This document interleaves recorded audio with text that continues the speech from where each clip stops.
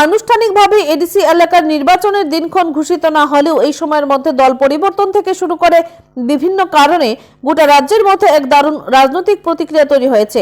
এরই মধ্যে আজ আগরতলায় মথা দলের পক্ষ থেকে এক যোগদান সভা আয়োজন করা হয়, যেখানে বিজেপি ছেড়ে মথা দলে 21 জন নেতৃত্ব এবং তাদের পরিবারের 84 জন ভোটার যোগদান করেছে বলে মথা দল সূত্রে দাবি করা হয়েছে। আজকের এই যোগদান কর্মসূচিতে এডিসির মুখ্য কার্যনির্বাহী সদস্য পূর্ণচন্দ্র জমাতিয়া, এমডিসি হংকুমার ত্রিপুরা প্রমুখ উপস্থিত ছিলেন। বিগত কিছুদিন ধরে বিজেপি এবং মথা দলের শরিক হলেও পরস্পর বিরোধী রাজনৈতিক বক্তব্য করে চলেছেন।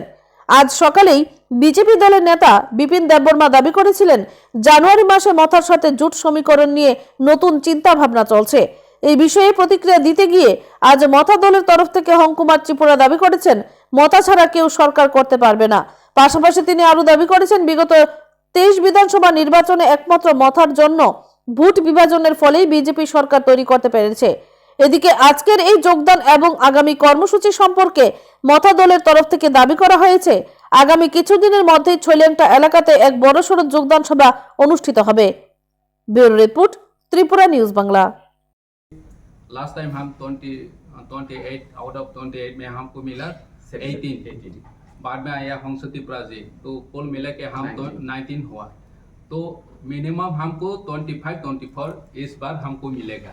जिसने भी ऐसा बोला कि त्रिपुरा मथा 2026 में खत्म हो जाएगा, तो मैं उनको बोलना चाहता हूँ, लास्ट टाइम 27 नवंबर को हमारा जो मास गैदरिंग हुआ था, तो उसमें देखा दिया है त्रिपुरा मथा का दम कितना है, महाराष्ट्र का दम कितना है। तो 2026 में हम 25-26 মেন্টেন लेके हम फिर से त्रिपुरा मथा पावर में आएंगे। কিসের ভিত্তিতে আসবেন বলছেন? কেন বলছি, কারণ এই 5 বছরে আপনাদের সিগনিফিকেন্ট ডেভেলপমেন্ট কি? কারণ কেন্দ্রীয় সরকার দিচ্ছে না, রাজ্য সরকার আপনাদের সঙ্গে রাজি হচ্ছে না, আপনাদের ইন্টারনাল ফাইট আমরা বারবার দেখেছি, কিন্তু মানুষের যে মৌলিক যে সমস্যাগুলির কথা বলে আপনারা 2021 সালে ক্ষমতায় এসেছিলেন, সেই ক্ষেত্রে মেজর ডেভেলপমেন্ট কি আছে? মেজর ডেভেলপমেন্ট নিয়ে আমরা সরকারিভাবে এডিসি প্রশাসনের মাধ্যমে আমরা প্রেস মিট করব। আমরা সময়ে অপেক্ষায় রয়েছি, কোন ইয়ারে কত টাকা এডিসিকে দিয়েছি, এই বছর কত টাকা পেয়েছি। মাঠে ময়দানে যারা বলছে যে 500 crore এডিসিকে দিয়েছে, 1400 crore টাকা এডিসিকে দিয়েছে, এই সবগুলি আমরা অফিসিয়ালি ওই ডকুমেন্ট আমরা জনগণকে দেখাবো। আর তার জন্য আমরা সময় অপেক্ষা করছি, কারণ যেহেতু আমরা আজকে জয়নিং প্রোগ্রাম, তো এই সব বিষয়ে আমরা এত বিস্তারিত আলোচনা করতে চাই না। আমরা আসবো আপনাদের সামনে। না, আপনি তো সিএম, আপনার কাছে তো এটা নলেজে থাকা উচিত যে আপনার মেজর অ্যাচিভমেন্ট কি। আপনি মানে দিল্লি দেয়নি, রাজ্য দেয়নি, এটা প্রশ্ন নয়। প্রশ্ন হচ্ছে এডিসি 5 বছরই করলোটা কি? না, সেটাই বলছি, আমরা মেজর অ্যাচিভমেন্ট কি করেছি সেটা আমরা দেখাবো। বলুন না একটা দুটো, সেটা আমরা দেখাবো। আজকে যেহেতু জয়নিং প্রোগ্রাম, আজকে একটা দুটো বলুন না, যে একটা বিষয়ের জন্য আমরা প্রেস মিট করছি, তো আরেকটা বিষয় আরে আপনি তো সিএম, একটা দুটো বিষয় তো বলতে পারেন। দেখেন, সেটা আমরা অবশ্যই দেখাবো। আপনারা মেজর অ্যাচিভমেন্ট দেখতে পারেন। যুবকদের জন্য আমরা ত্রিপুরা হাম স্কিমে অটো লোন দিয়েছি, এছাড়া মানে 600 অটো লোনে স্টুডেন্টের জন্য আমরা স্কলারশিপ দিয়েছি, যারা বিএড ট্রেনিং দিচ্ছে পাঠিয়েছি। এরপরে আমরা স্পোর্টস সেক্টরে অনেক ডেভেলপমেন্ট করেছি, সেটা রাজ্য সরকার দেখেছি এবং রাজ্যবাসী দেখেছি।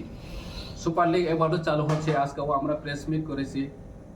মিউজিক এবং যারা মানে কালচারাল মানুষের গড় আয় কত বৃদ্ধি হয়েছে? হ্যাঁ, গড় আয় কত বৃদ্ধি হয়েছে এডিসি এলাকার মানুষের? না, গড় আয় বৃদ্ধি কত হয়েছে সেটা তো রাজ্য সরকারের। আপনাদের কাছে কোনো ডাটা নেই? আমাদের কাছে ডাটা রয়েছে, আছে, কিন্তু গড় আয় বাড়ানোর দায়িত্বটা কার? এডিসির হাতে না, সেটা আপনারা সবাই জানেন। এডিসি রাস্তা বানানোর জন্য এডিসি পিডব্লিউডি রয়েছে, কিন্তু বছরে 6 কোটি টাকা দিয়েছে। বছরে 6 কোটি টাকা দিয়ে কি রাস্তা বানাবে? আপনি জবাব দিন। একটা ব্রিজ বানানোর জন্য বর্তমানে 6 কোটি টাকার বেশি টাকা লাগে, তো আমাদের এডিসিকে মাত্র পিডব্লিউডি ডিপার্টমেন্টে প্রতি বছর 6 কোটি টাকা দেওয়া হয়। স্কুল এডুকেশন ডেভেলপমেন্ট করার জন্য আমাদেরকে মাত্র 1 কোটি 20 লাখ টাকা দেওয়া হয়। 1632টা স্কুল রয়েছে, সিঙ্গেল টিচার এখনো প্রায় 400 স্কুল এর বেশি রয়েছে। সেগুলো ডেভেলপমেন্ট করার দায়িত্ব কে? এডিসি। তাহলে এই সরকারের যদি শরিক ADC কেন আপনারা? না না, এডিসি কে যদি দায়িত্ব দেওয়া হয়, টাকাও তো পাঠাতে হয়, তো টাকা ছাড়া কোনো কাজ হয় না। আপনারা সবাই জানেন জিএসটি টাকা আমরা কোনো পোর্শন পাই না, কোনো ট্যাক্সে, মানে আগে তো জিএসটি কোনো লাগু ছিল না যখন এডিসি ফরমেশন হয়।